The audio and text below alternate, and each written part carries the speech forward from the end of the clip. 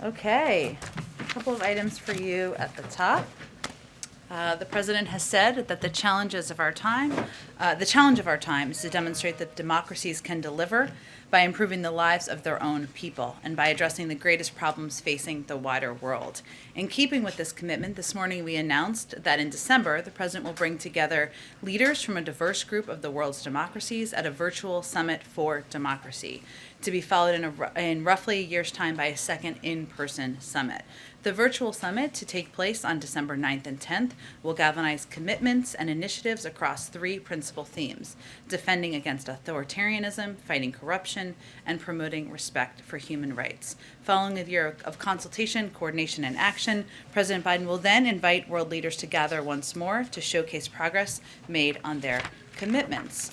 I also wanted to note that yesterday, Vice President Harris announced that 2.5 million Americans have signed up for health insurance during the special enrollment period the Biden-Harris administration opened just weeks after taking office. That is 2.5 million more people who can now rest easy knowing they're covered, and who join the over 30 million people who have health coverage through the Affordable Care Act. Thanks to the American Rescue Plan, health insurance is now more affordable than ever.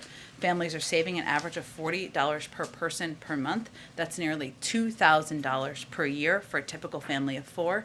And President Biden and the president's Build Back Better agenda that passed the Senate would extend these savings, helping lower healthcare costs for millions of Americans. There are just 5 days left until the special enrollment period closes on August 15th. Now's the time for anyone who doesn't have health insurance to go to healthcare.gov and find a plan that works for them. Darlene. Thank you, Jen. The president's meeting earlier with CEOs on vaccinations, can you tell us, were there any decisions reached in there in terms of what else the administration can do to encourage people to become vaccinated? And is meeting with companies who are requiring their staffs to be vaccinated, is that a sign that the White House is kind of shifting away from encouragement and, supporting the mandates that corporate America is doing? Is that, in other words, is that a backdoor way of the White House trying to do the federal mandate that you all have said you can't do?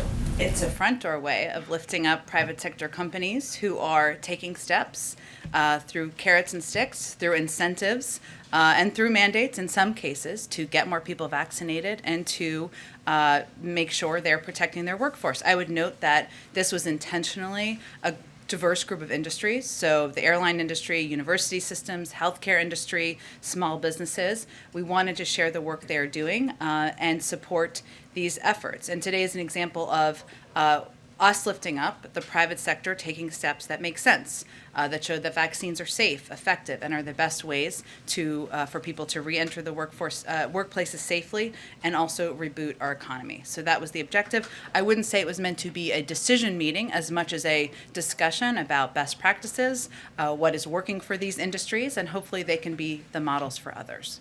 And then just a couple on the Senate. Is there a deadline for when the president would want to see the budget reconciliation bill passed?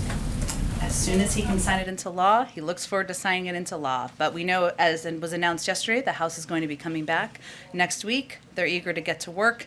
We'll be deeply engaged in conversations when they return as well. And then just one more quick one. With reluctance from Senators Sinema and Manchin on the $3.5 trillion, can the president envision accepting a smaller dollar figure than $3.5 trillion? Well, I'm naturally not going to negotiate from here. Not that any of you are expecting me to do that. I will say that what is vital to the president is that, and what Leader Schumer also reiterated in his press conference this morning, is that this reconciliation package includes the Build Back Better agenda, key investments in child care, in additional investments in climate change, addressing the climate crisis, additional investments to lower costs for people across the country. He's certainly expressed a comfort with the 3.5 trillion size, as you all know, and obviously there's a lot of work ahead as we work to gather support for this package. Go ahead. Does the White House know who in Florida made the request for hundreds of more ventilators from the Strategic National Stockpile? Well, I would say, Caitlin, I saw the remarks and comments by the governor and representatives of the governor. I would note that as a policy, we don't send ventilators to states without their interest in receiving the ventilators. I think the most important question here is why would you oppose receiving ventilators when you clearly need those in your state, given the percentage of hospitalizations that are occurring in Florida? Do you think it's feasible the governor was unaware that those ventilators were sent to his state earlier this week? I think that's really a question for the governor and his team. And one more question. What is the president's reaction to the jump in consumer prices? And what is his level of concern today, now seeing those numbers with inflation? Well, Caitlin, if you actually look at the numbers and the trends over the last several months, it shows that core inflation was not only below expectations, but it decelerated from last month and even from the month prior. So over the last couple of months, we actually saw it trended downward over the last 3 months, and that is an encouraging sign. We also continue to believe that as the economy turns back on, and as people are, as businesses are starting to move, as the demands start to change in the economy, that there will be transitory impacts as it relates to inflation. Those are projections that have been made, of course, not just by the Federal Reserve, but by CBO, Goldman Sachs, UBS, Moody's, and others. They've also all predicted that that inflation will come down next year, and that those are the projections that we abide by. Go ahead, Jeff. Jen, the question about OPEC. The White House is pressing OPEC to produce more oil. Have you gotten a response from Saudi Arabia about that request? Well, first I would say this is just outreach that's just happening over the last couple of days, but it's also ongoing and something that isn't new. As of today or even as of yesterday. We've had ongoing engagements, and I know we talked about this just a couple of weeks ago when we were especially concerned, or when there were OPEC discussions with OPEC member countries happening, even though we're not a member of OPEC. So the steps that we were announced this morning, which include, as you referenced, Jeff, National Security Advisor Jake Sullivan putting out a statement about how White House officials are continuing their engagement with relevant OPEC members on the importance of competitive markets and setting prices and doing more to support recovery. It also includes a letter that was sent from our NEC director, Brian Deese, to the FTC to consider, encourage them to consider using all of its available tools to monitor the U.S. gasoline markets. So this is not meant to be for immediate response necessarily. It's meant to be long-term engagement, consistent long-term engagement as we work to address not just anti-competitive behavior in the United States, but in the global marketplace as well, and also taking steps that we feel are prudent to keep gas prices down for the American public. I have a broader question on that theme.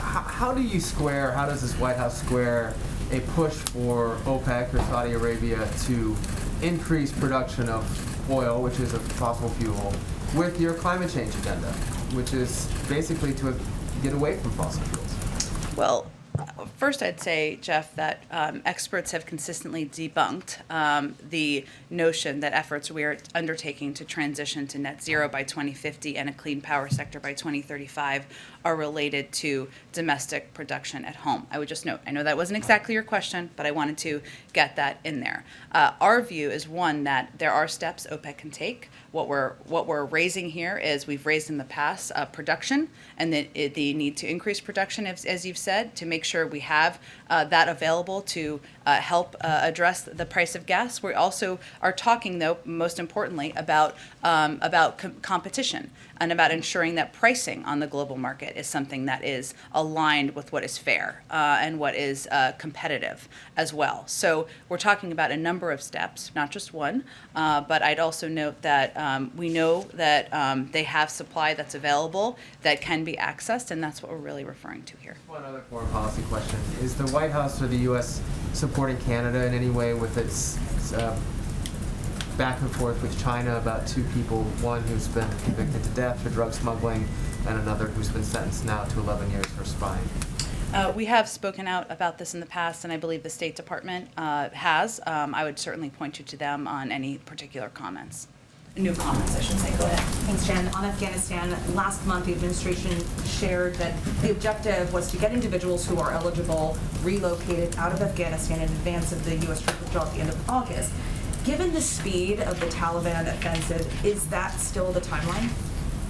It continues to be. We continue to work to expedite that to ensure we get SIV applicants who are eligible out of the country, both to Fort Lee, our base here in the United States, and also to third-party countries. But there have been a number of flights that have already been conducted, already been implemented, and we're continuing to work to expedite moving these applicants out of the country. And one more on that, the administration's view has been the Afghan forces have what they need. They've got the equipment, they've got the forces to fight back. But the Taliban now controls about 60% of the territory in Afghanistan. Isn't it clear that the Afghans at this point don't really have control?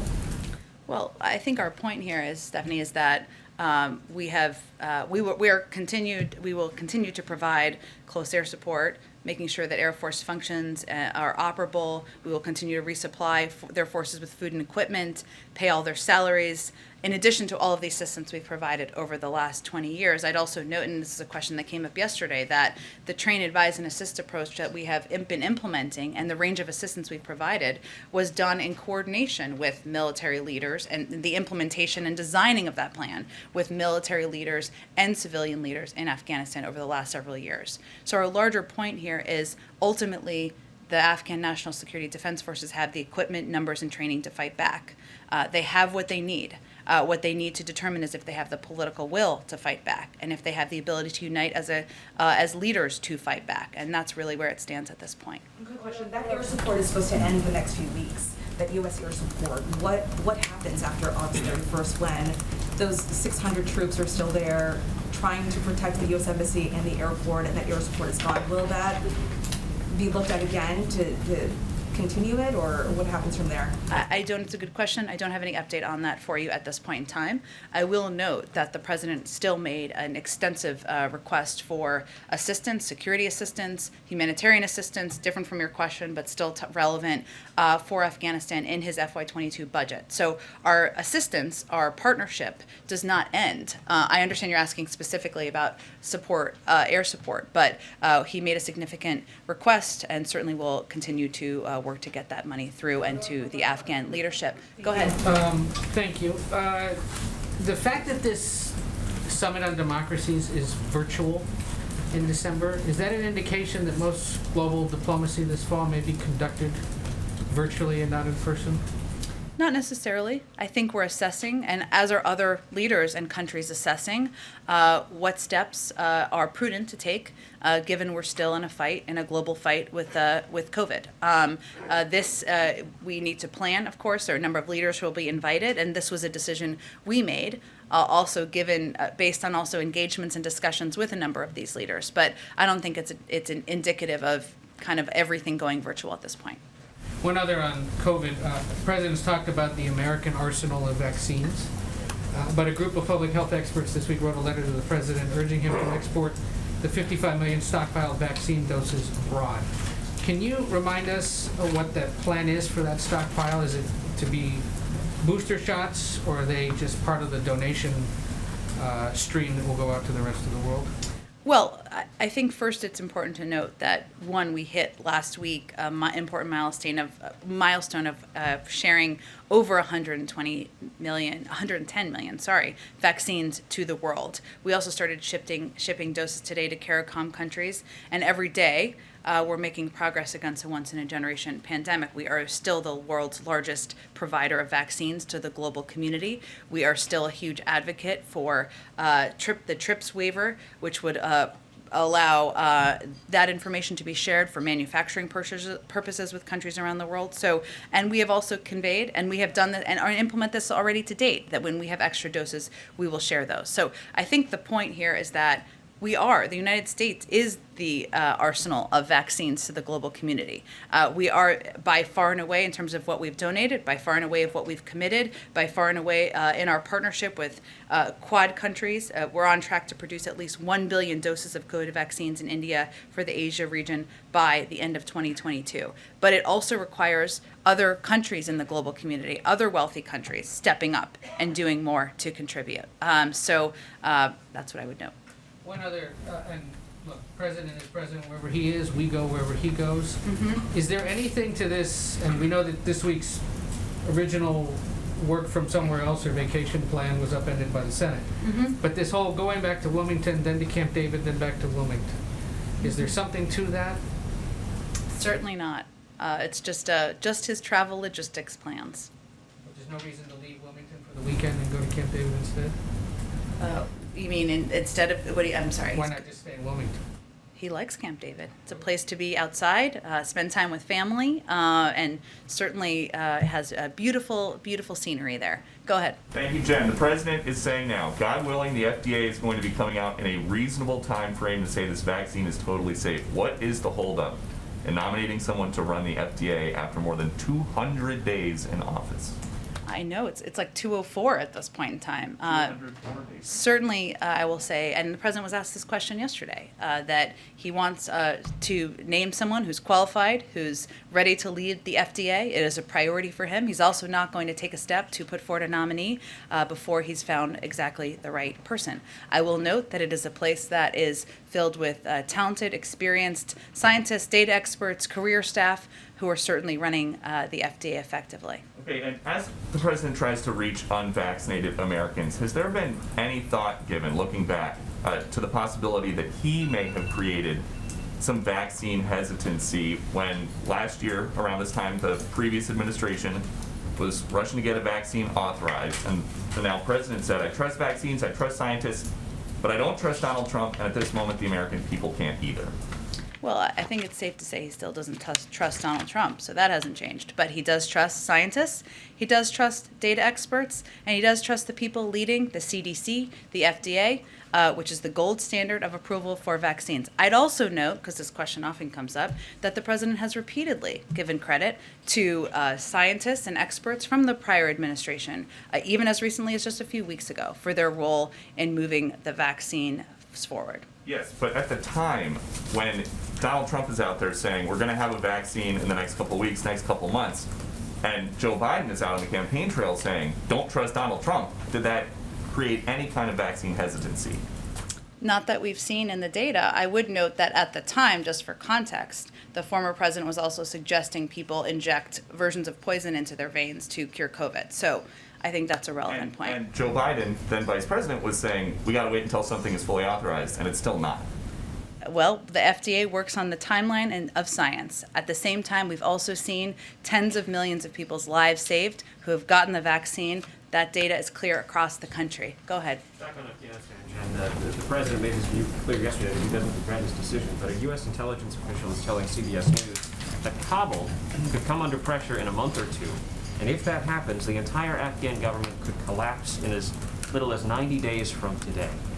Does the president dispute that assessment, or does he accept it as the likely outcome? Well, we don't rely on anonymous assessments. We rely on the intelligence assessments made by the U.S. government. They have put out public assessments, which certainly we stand by. We are closely watching the deteriorating security conditions in parts of the country, but no particular outcome, in our view, is inevitable. We will continue to coordinate airstrikes with and in support of Afghan forces, and as the president made clear, Afghan leaders have to come together, and the future of the country is really on their shoulders. Let me ask you, the Taliban is clearly on the march. Your objective is to have a negotiated political settlement. What gives you confidence that the Taliban is interested in that?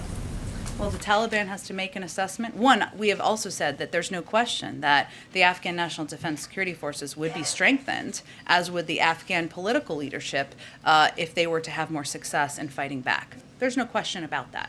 We're not hiding from that in any way, shape, or form. The Taliban also has to make an assessment about what they want their role to be in the international community. And I know that Ambassador Khalilzad made comments when he was at the political negotiations yesterday, making clear that the international community is going to watch closely how the Taliban behaves. They have a range of tools in their arsenal as well to take steps should they choose. Are you aware of any safeguards for American materiel that may fall into the Taliban hands as they continue to take over more land in Afghanistan? Well, we certainly take that risk seriously. It is a concern of ours, as it would be in any war zone where we've provided assistance. We did take steps to retrograde some of the equipment over the past several months in preparation for that possibility, but we do take that seriously. We watch it closely as well. Go ahead. Across the country right now, as we know, a lot of companies are trying to make decisions on their return to work dates. What, if any, decisions has the president made about when the federal workforce needs to be back in the office? Where does that stand for federal employees?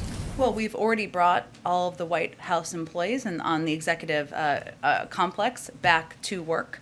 And obviously, agencies are implementing on their own timelines to do exactly that as well. As you know, we announced just a couple of weeks ago steps we were putting in place, attestations that would be required of federal employees. If they're not vaccinated, they're going to have to be in a testing regime. It's going to take a little bit of time to have that implemented, even as agencies are hard at work getting it done. So there had been some dates floated as like early September by which some of these employees would be coming back. Is the expectation that employees will be coming back in the next several weeks, or has this complicated the situation given the surge of the variant? It has not complicated. We've put in place specific guidelines and specific requirements from the federal government. We also trust that each agency is going to have their own implementation plan for how they can have in place a testing regime in order to keep their workforce safe. We'll follow up on this when we talk to the COVID-19 response team in the next opportunity, but what is the assessment that the White House has received in terms of the projection for when this Delta variant would reach its peak? When should we anticipate that that would happen? What, if any, preparations are being made in anticipation of that time? Well, I certainly do encourage you to ask our scientists, as I know you will. Part of it is dependent on the actions and steps that the American people take across the country to get vaccinated, to wear masks, to protect themselves, to reduce the spread of the virus. We have seen in states where there was a rise in COVID cases even a week or two ago, obviously an increase in vaccination rates, but and also a start to see a leveling off in some of those states. That's a positive sign. I'd also remind everyone, as you all know, that if somebody gets their shot tomorrow, they're not protected the next day. They need to get their second shot, and then it's a couple weeks after that. So it is going to take a little bit of time, even as we've seen an increase in vaccination rates in a number of states across the But country. you receive assessments, obviously, from them. What is the assessment? When should Americans on this trajectory, or even if there is a best-case scenario trajectory, when should we anticipate this surge to peak? Well, again, I encourage you to ask our scientists and our experts who are tracking exactly that, an important question. But it is also dependent on the steps that we are taking and people across the country are taking to get vaccinated and protect In themselves. the near term, are there conversations about the potential for field hospitals, much the same way that you produce mass vaccination sites in some places? Some of those states right now don't have sufficient resources to care for the number of hospitalized individuals. Are those conversations taking place? We are in touch with every governor, and we have offered assistance, federal assistance, strike forces. Every state needs something different. And states that have higher rates of COVID obviously need even more assistance. And we are prepared to provide any kind of assistance that's going to help stem the flow of the rise of the virus. Finally, I know you'll tell us. So, simple question. Has the president spoken to the soon-to-be governor of New York yet, Kathy Hochul? Not yet, but we expect him to do that in the coming days. What message does he communicate? What message would he want to share publicly with the soon-to-be first female governor of the state of New York? Well, I'm sure we'll do a readout after the meeting, but I will tell you that he would convey to her, I'm looking forward to working with her to continue to get the pandemic under control, to put the people of New York back to work, and to move forward as a federal and state partners. Go ahead. Hey, thank you. Can I go back to the OPEC announcement Sure. this morning? The timing, of course, in the hours before the CPI announcement kind of lends an impression or question of whether there's a domestic political lens for you. What, if any, tools do you have to pressure OPEC other than, a letter from Jake Sullivan to actually take steps to increase production?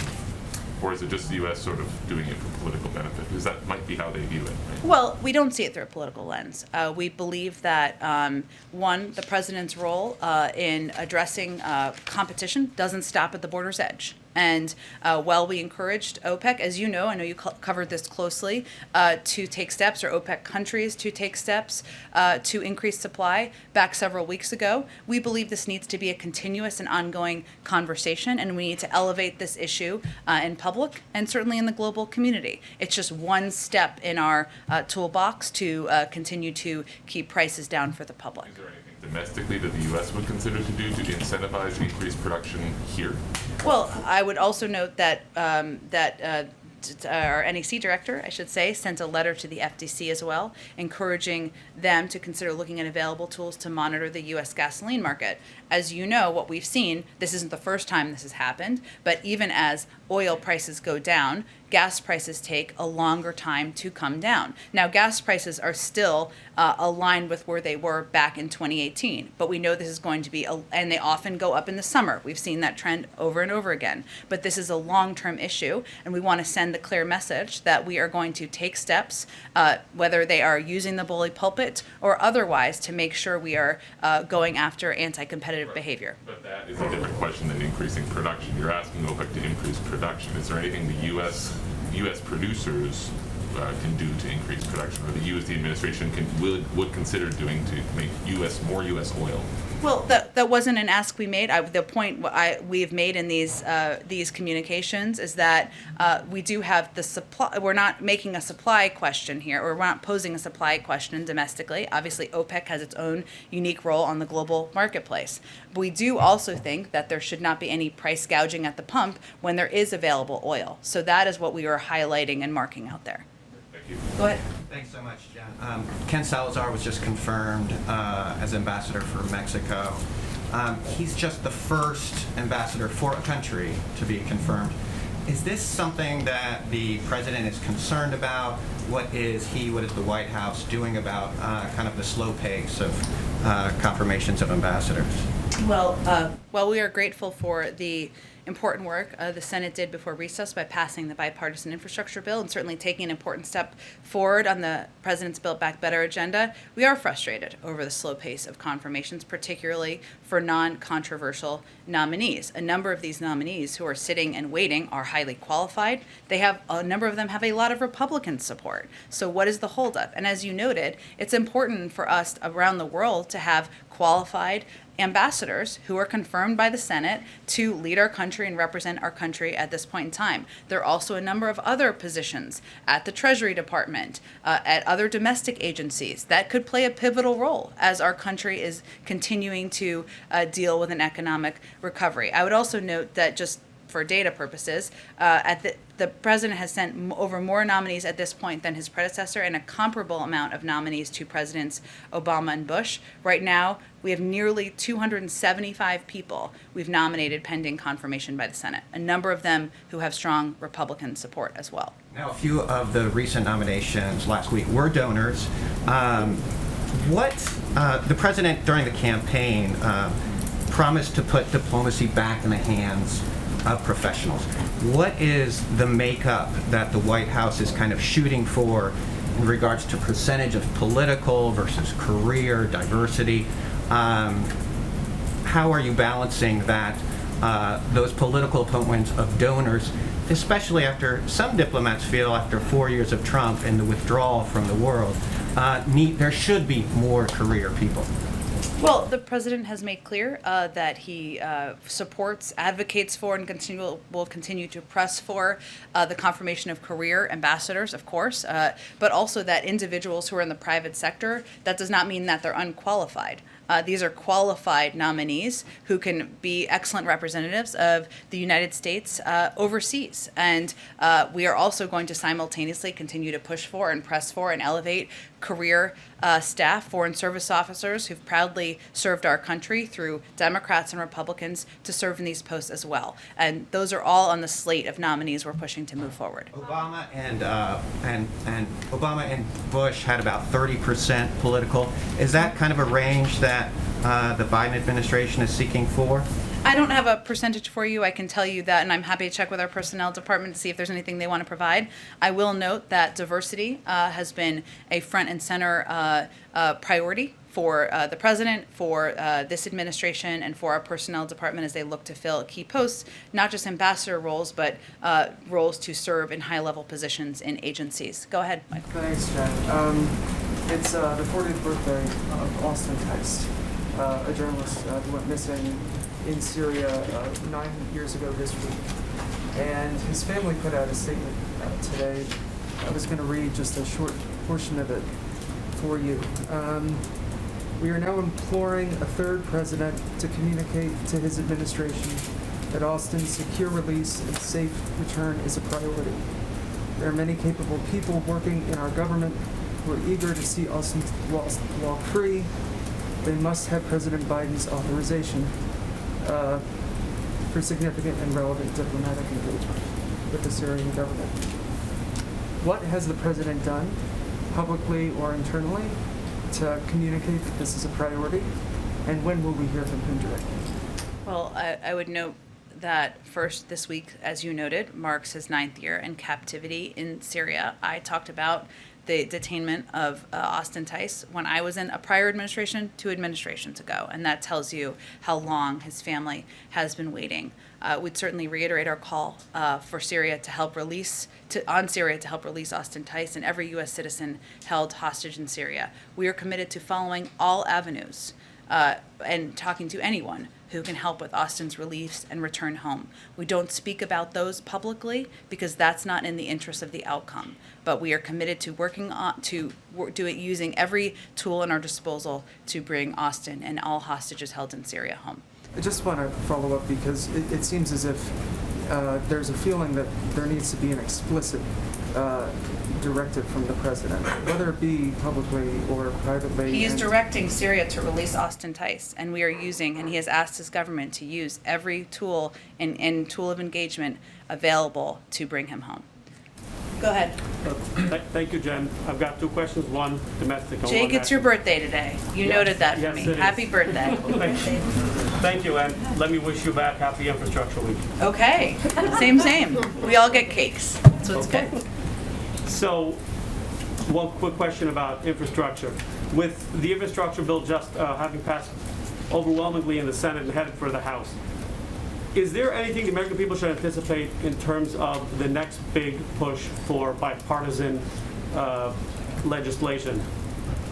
Well, the door to the Oval Office is always going to be open to bipartisan work, bipartisan engagement. There is work that we expect to proceed in the fall, including work on CHIPS legislation, helping to address issues in our supply chain that are impacting American workers, American companies. We certainly believe that Congress should follow historic precedent and raise the debt limit, as they have 3 times during the former president's administration and 80 times overall. And there are issues that have historically received bipartisan support, including on immigration, including on steps to make our workforce more competitive, address our competition with China. So there's a number of opportunities. We look forward to seeing what openness there is on the other side of the aisle as well. Go ahead. I think we got to keep going. Go ahead. 46 Republican senators have now signed a letter saying they will not vote to raise the debt limit. So what is the White House's kind of plan from here? What conversations are you having with Congress to make sure the U.S. doesn't default on its debt? Well, I would say we are making absolutely clear that raising the debt limit is something that has been done historically 80 times in a bipartisan fashion, the vast majority, more times under Republican presidents than Democratic presidents. And when we're talking about what debt we're dealing with here, most of it, 99% of it, I believe, existed before President Biden took office. So we understand what their public comments are to date. Congress will return in September, and certainly we know the private sector, that former leaders from both sides of the aisle are eager to see Congress raise the debt limit and not face default. So is passing this through regular order not in reconciliation? Is that a red line for the president? I'm not here to set red lines. I think there's a standard precedent we're looking for Congress to follow. Go ahead. Go ahead. I appreciate it. There's still roughly 2,000 inmates who were released to home confinement through the CARES Act. We've reported that the Biden administration deemed that the Trump administration was correct in interpreting that authority would basically end at the end of the pandemic. Would the president prefer issuing clemency to those inmates, seeing a legislative fix that would keep them on home confinement, or is he okay seeing them return back to prison, most of them? Well, I saw your reporting. We all did, of course. We are working hard every day to reform our justice system in order to strengthen families, boost our economy, give people a chance at a better future. As part of this, the president is deeply committed to reducing incarceration, helping people successfully reenter society. And he has said too many people are incarcerated. Too many are black and brown. And he's therefore exploring multiple avenues to provide relief to certain nonviolent drug offenders, including through the use of his clemency power. I don't have anything to preview for you today, but he is again looking at a range of avenues. Oh, go ahead. Another topic. Also, the gallerist managing, who has been tasked with ensuring the buyers of Hunter Biden's artwork remain anonymous. He said that Hunter will be attending his opening as well next month. and has said friends and families will be attending as well. Does the President or First Lady plan on attending that opening? I'm not aware of plans for them to attend. Go ahead, Rachel. On the nominations again, I know that Secretary Blinken called for the nomination of Deborah Lipstadt as Special Envoy to combat anti-Semitism last week on the Senate Foreign Relations Committee. What kind of communications has the White House had with the Senate Foreign Relations Committee on her nomination and on others as well? We've been in close touch with the Senate Foreign Relations Committee, as well as a range of leaders in the Senate, about our desire to get qualified nominees confirmed. I'd note that I gave the number earlier, 275 nominees, qualified, experienced, many of them former public servants who are eager to serve our country around the world and in the United States, are waiting. They're ready to serve. They're ready to be in their roles. Some of them are international, some of them are domestic, and many of them have broad Republican support. I'd note there's also been a significant amount of outreach from the State Department on these nominees. I'd certainly point you to them to outline the specifics of that. Go ahead, Patsy. Thank you. I have a question on the Democracy Summit, but first, before that, I have two foreign policy questions. So Okay. Amnesty International released a report today documenting systemic rape and sexual violence against girls and women in the Tigray region in Ethiopia. How do you respond to that report? And does the administration plan to do more to help stop these atrocities?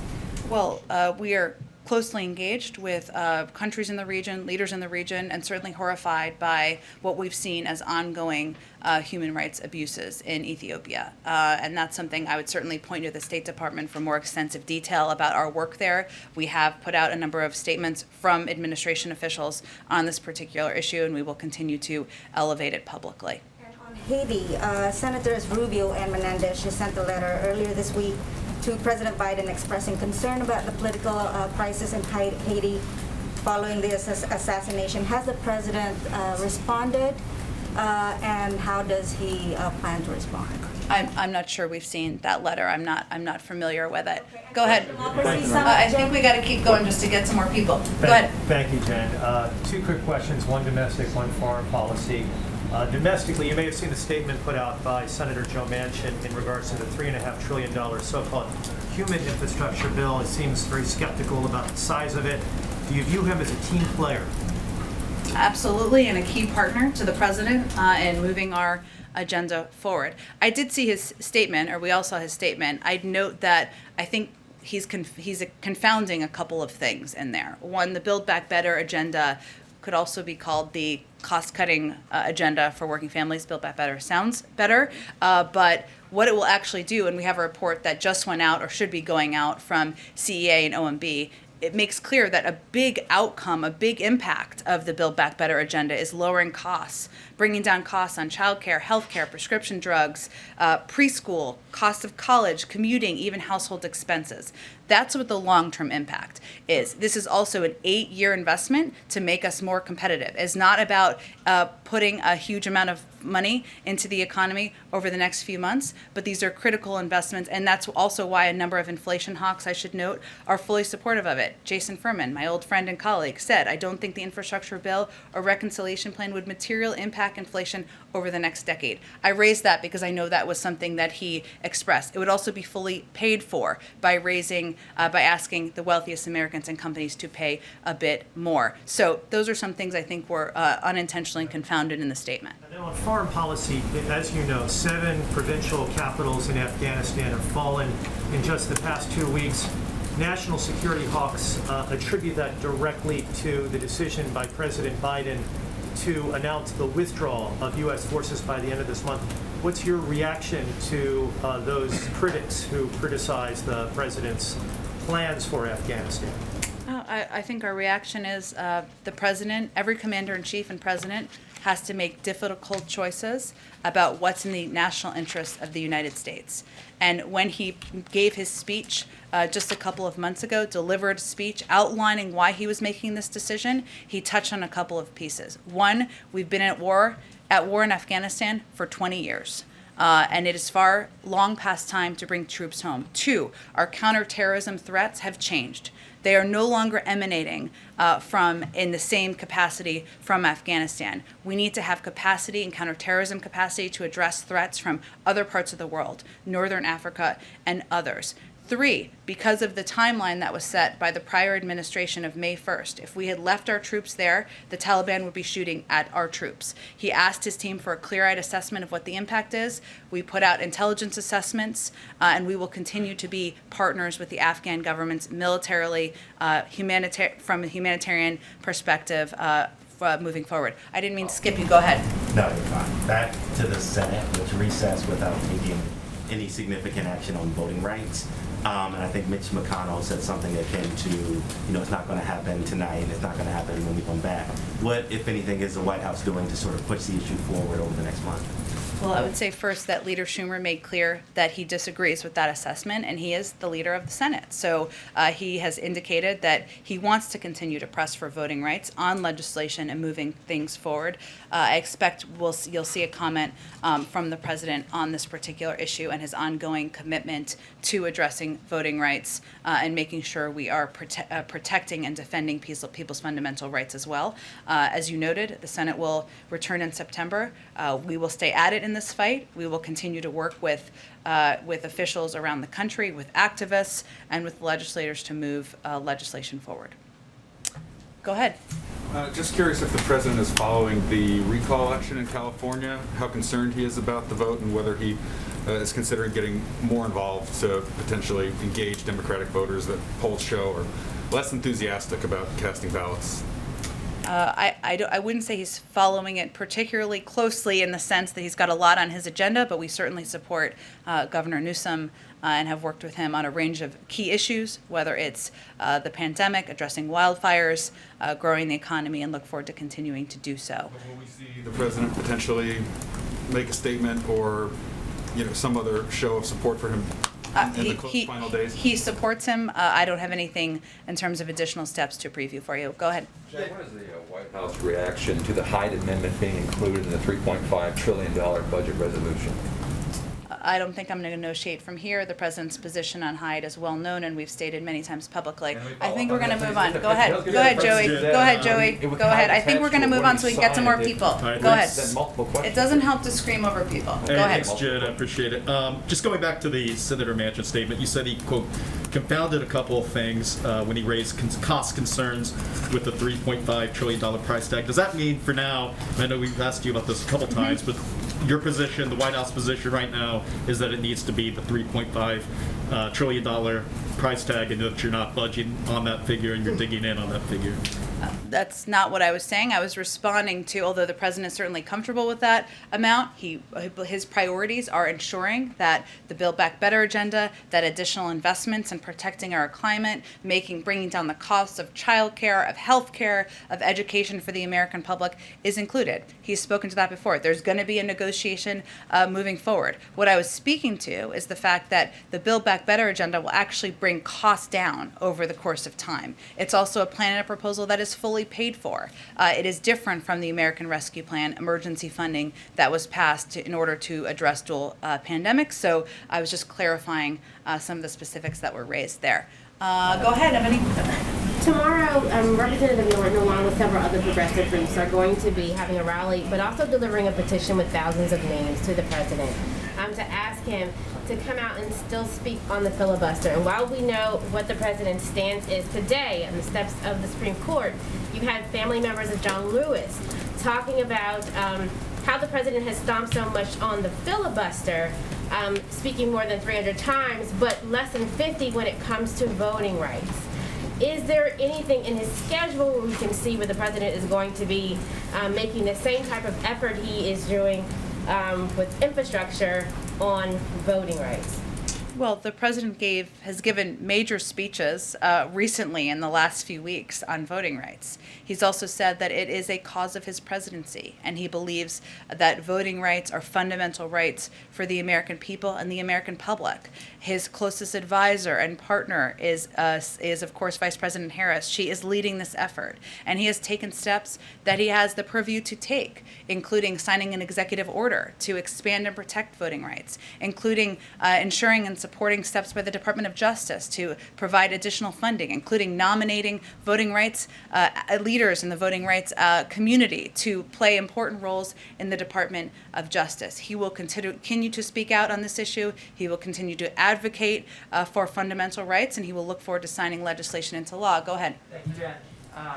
Given the uptick in inflation, is anyone at the White House taking a closer look at the previous administration's tariffs to see which ones actually serve, geopolitical interests, and then which ones just increase costs for consumer? Well, we've talked about how there's ongoing reviews of tariffs and a range of steps that were put in place by the prior administration, and of course, we're going to continue to use every economic tool in our toolbox. I would note, I noted this previously, but as we look at averages, the rate of inflation has actually come down, and we continue to be at a projection where it is going to come back to normal rates next year. And we also know that there are specific industries that are impacting inflation. We also saw a encouraging data as it relates to the used car industry. Last month, it went up by 10%.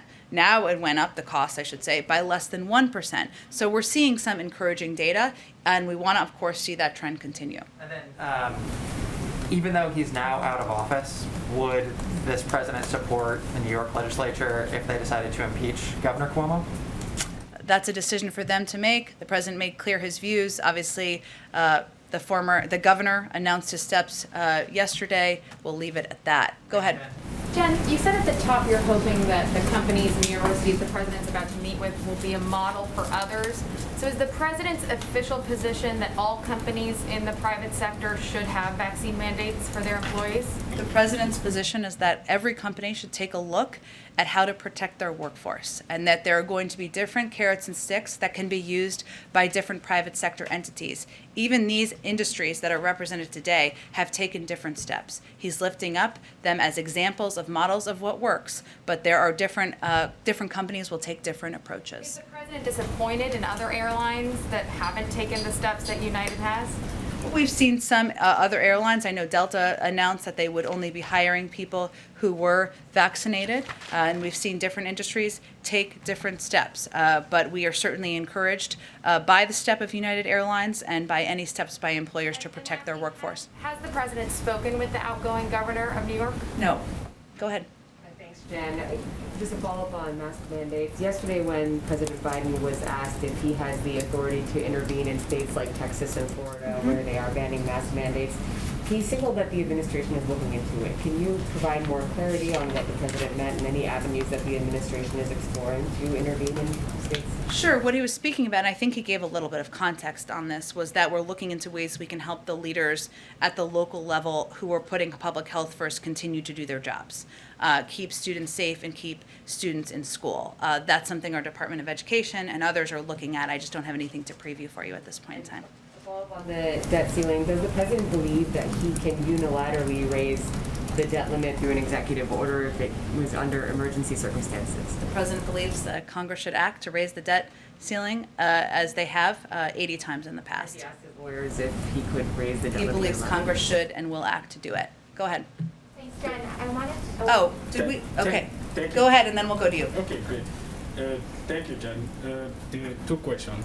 The Biden administration has already delivered 20 million vaccine doses to 26 countries in Africa from the pledge the president made on May 17. And Africa also expects to receive a significant portion of doses from the pledge the president made at the G7 on June 10. But with only 1.7% of people vaccinated in Africa and the Delta variant killing so many people, is the president considering scaling up vaccine donation from the G7 pledge?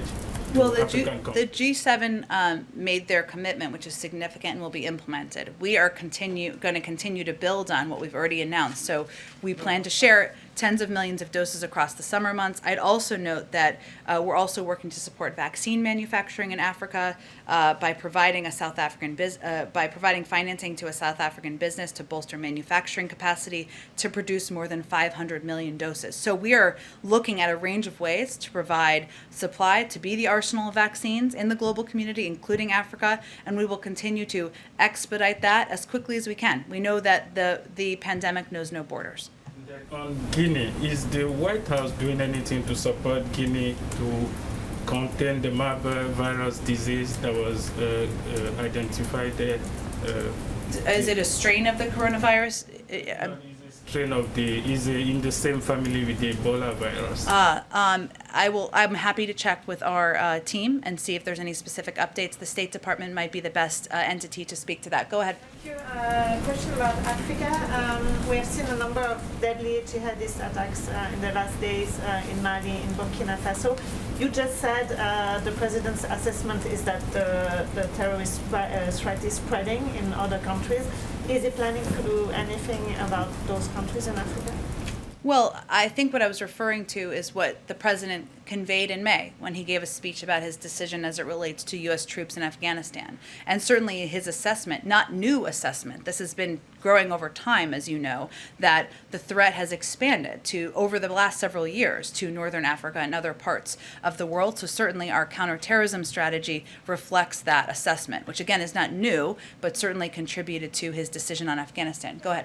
Jen, a headline from the New York Post from, I believe, 2 days ago. Team Biden's war on DeSantis is all about kneecapping a successful governor, a GOP governor. Could you address that concern, please? Our war is not on DeSantis. It's on the virus, which we're trying to kneecap. And he does not seem to want to participate in that effort to kneecap the virus, hence our concern. Thank Go you, ahead. Jen. Thank you, Jen. I have a rapid fire 3 questions on transparency. As Ed noted earlier, the president's been to Delaware 17 times. It's soon going to be 18 and 19 times over the past 6 months. I want to know how visits from visitors and from family members with potential conflicts of interest are being treated for the purposes of White House visitor log disclosure. Also, I was hoping that you could respond to Walter Schaub's criticism of the First Son's art sales. He says he wants the shame on the president if he doesn't ask his son to stop. What exactly has the president said to his son? And the third question is, what spacing constraints are there in the White House East Room that are preventing us all from attending the event later today, especially considering there are no spacing constraints in this room? Well, one, I think we wanted to make it as transparent as possible and make the entire meeting available to everyone who isn't just in this room. So we are actually not discriminating against people who are covering the White House from outside of the White House briefing room. Second, I would say we have spoken extensively to the arrangements which are not White House arrangements. They're arrangements between Hunter Biden's representatives and ones that we certainly were made aware of. I don't think I have anything to add in that regard. And no, I can confirm we are not going to be providing information about the comings and goings of the president's grandchildren or people visiting him in Delaware. Go ahead. In the reconciliation, okay, last one. Yeah, in the reconciliation framework that was that made the next step here. The public debt, it says, goes to $30.7 trillion in the next fiscal year. Then it balloons to $45.1 trillion by 2031, and that's with the pay-fors. So at what point does the federal debt become an issue or concern for the president? Well, it was a concern when he came in, and he was left with quite a debt and deficit by his predecessor. But the president has proposed a plan and package that would be fully paid for by asking corporations and the wealthiest Americans to pay a little bit more to make our country more competitive, and he feels quite comfortable with the fiscal responsibility of that. Thanks, everyone, so much. Have a great day. Thank you.